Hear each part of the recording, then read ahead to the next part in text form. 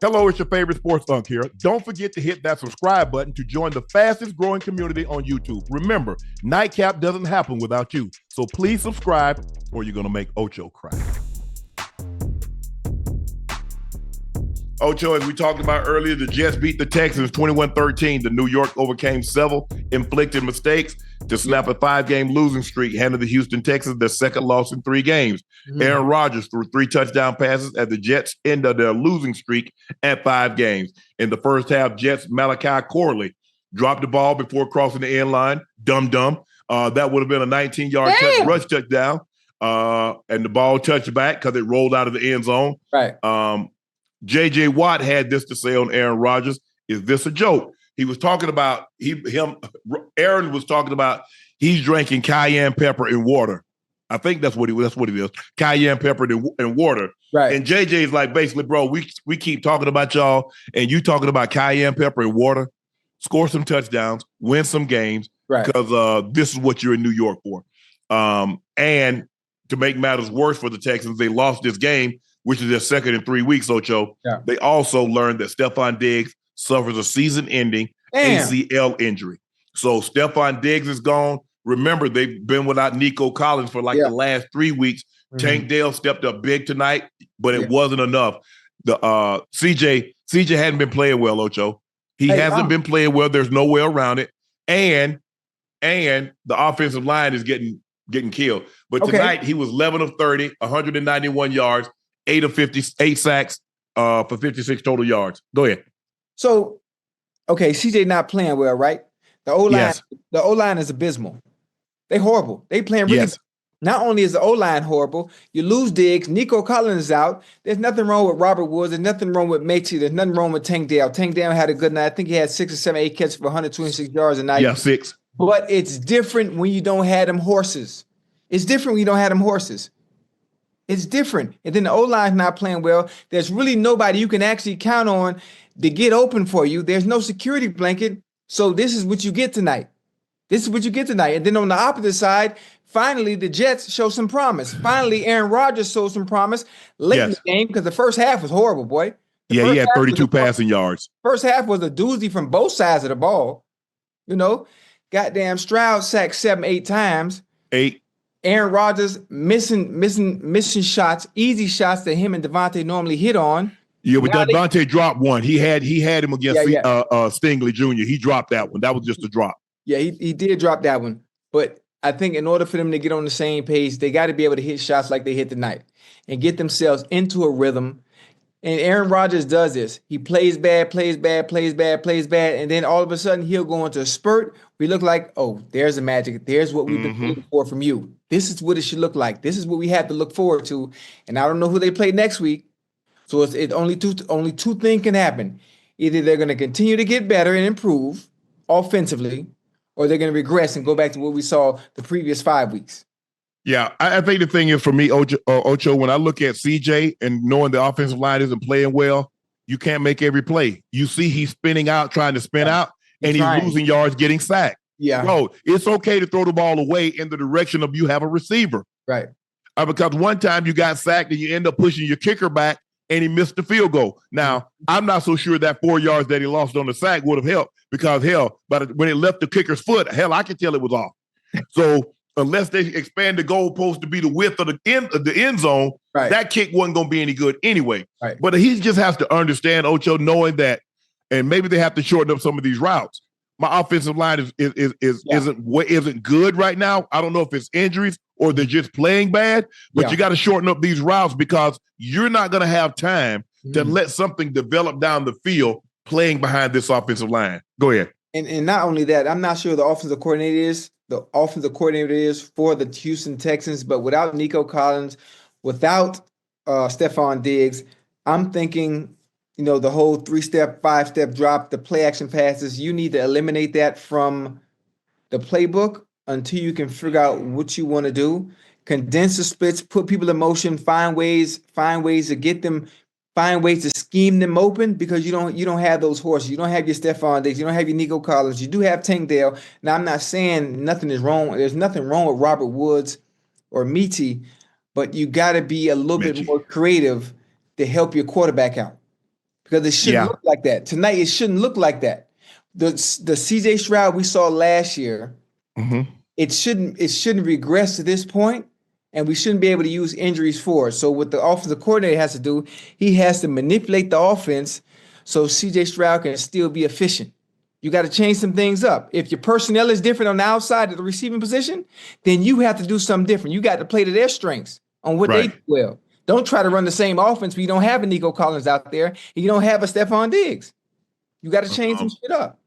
Y'all know who it is. This is your favorite Unc. I've teamed up with Whatnot this Friday, November 1st at 7 p.m. Pacific. I'm joining the Cool Kicks gang here in Las Vegas. I'm auctioning off 300 pairs of sneakers from my personal collection, and it's going to a very worthy cause, the Savannah State Scholarship Fund. I'm going to start a scholarship fund because I thought it was appropriate for me to give back. I want to donate to my school that's done so much for me. So this Friday, November 1st at 7 p.m. Pacific, Whatnot and I are teaming up. We're going to have an auction, 300 pairs of sneakers, my personal collection. Some of these sneaks, guys, I didn't even know I had, but you get to benefit from it. Your favorite Unc. Out. When the Jets hit the center, knowing that the center is protected, and I didn't like the play selection. 2 runs and then a pass. Pass, yeah. And CJ was off because he had Mechie. Right. Now, I don't know if he felt the pressure or he just missed him, Ocho, but he had Mechie on the whip route. Right. And he had at least the first down, and who knows if he makes the guy miss, maybe he has a touchdown, but we know he's beyond the first down depth. He's beyond the line to gain the first down. So, but that's what happens when you get hit early and you get hit often. You start seeing things even if it's not there. And so that's why you try to get to the quarterback early to impact him for later. And it definitely showed his head tonight. And again, CJ was 11 of 30 for 191 yards. He got sacked 8 times. Give this Jets defense credit. They got after him tonight. It's funny. They ran the ball well. Yeah, they were running the ball. 36 rushes, a buck 87. Well. Yep. J.J. Taylor had 3 for 23. CJ on scrambles was 8 of 59. And Joe Mixon was 24 for a buck 06. So 4.5 yards a carry for Mixon. Yeah. Like I said, he ran the ball extremely well. He's played well all year long, except for a couple of weeks that he missed with that hip drop tackle. But other than that, I think he's been unbelievable. He's been one of the bright spots, one of their most consistent players. Right. And matter of fact, and the fact that you say that, Joe being so consistent and playing very well, I'm still trying to understand why we let him go out there in Cincinnati. I think the price. I think teams don't want to pay. Because think about it. He already taken a pay cut, huh? Yeah, but true. I agree. Because think about it. Derrick Henry took a pay cut because he was making 12. They took him all the way down to 8. And Derrick Henry was still giving you great production. I mean, this is a bargain. That was a bargain for the Ravens. First of all, he'd have been a bargain for anybody. He'd have been a bargain for anybody, $8 million, because he's Derrick Henry. You know what he's going to get. He's going to get you 1,200. Hell, he's at 846, 900 now? Yeah. So now he had 946. He had 946. So he's going to get you. On a bad year, he's going to get you 1,200. On a great year, he's going to be somewhere 1,600. Yeah. An exceptional year, he'll get you 2,000. That's what he is. You know that. Right. And for the most part, he's been fairly durable. Even the season that he missed, he had almost 1,000 yards in like 9 games. Yeah. But young bull is special, man. He is. He's defying things at his age, and I think he's defying things at his age specifically because of the team he chose to go to. Right. The Jets snap a 5-game losing streak. Aaron Rodgers tosses 3 touchdown passes, hit Devontae in stride. Devontae got nicked, came back in the game, caught a touchdown. I'm sure he's feeling good about that. He had 11 targets, 7 catches, 91 yards. Garrett Wilson made 2 phenomenal catches. And sometimes, Ocho, you know this. When you're struggling, you have to make plays like this to help your quarterback out and to help your team out. Everything is not going to be between the numbers. Everything's not going to be in a catch radius. So you're going to sometimes when your offense is struggling, you have to make an exceptional play. He made 2 exceptional plays tonight that really got the Jets going offensively. And it seemed to give them a breath of fresh air. They're like, okay, yeah, we know now. We know how to get the ball into the end zone. And defensively, they look, and defensively, sometimes you have to have games like, look, we got to go hunt the quarterback, Ocho. It's really that simple. Yeah. Let's make it as difficult as it possibly can. Let's hold this team down and let our offense get going. And once the Jets offense got going, they played. I mean, they played well, but it took 2 exceptional catches from Garrett Wilson. And sometimes, having been in situations like this, it takes exceptional plays to get an offense going. Mm-hmm. Wait, hold on. Now, it doesn't always take exceptional plays. Sometimes you can chop the wood. You chop the wood. Something. It's okay to run the bases instead of trying to hit the home run.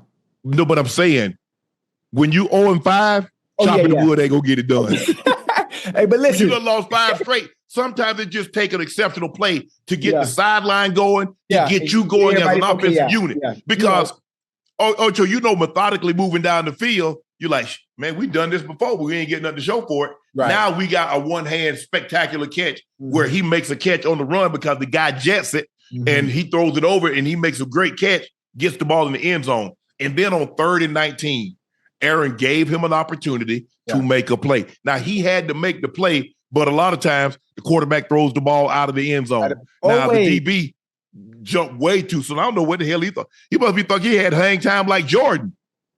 Held the ball halfway there and he jumped. And so now he coming down in the ball. But give Garrett Wilson. Garrett Wilson played his tail off tonight, made some exceptional catches. He was short on the 3rd down, got it, made the guy miss, got the 3rd down. I thought he played well tonight. I thought Devontae, outside of that drop, I thought he played it really well tonight. But Rodgers gave his guys an opportunity tonight to make plays. Hey, listen, I know they might have lost the last 5 and won tonight. Yeah. But there's a chance Aaron Rodgers can catch fire now, especially with a game like tonight. There's a chance he can catch fire. I know the first quarter, the second quarter, it was abysmal. I know it was horrible. In the 3rd quarter, they played in spurts. They look good. 4th quarter, it looked a little decent. If them goddamn Jets, no, not even the Jets, if Aaron Rodgers plays consistent football, I mean, the AFC East can get a little interesting. I don't know, Ocho, if they can catch Buffalo. No, I didn't say they can catch Buffalo. You talk about make a playoff bid because you're gonna take 17. Oh yeah. All they gotta do is play consistent. He can make a little run. I'm just saying, based on what he has around him with Breece Hall, Garrett Wilson, Devontae Adams. Yeah. If they get into any kind of rhythm and get some chemistry and a little confidence, like I'm just saying, I wouldn't be surprised.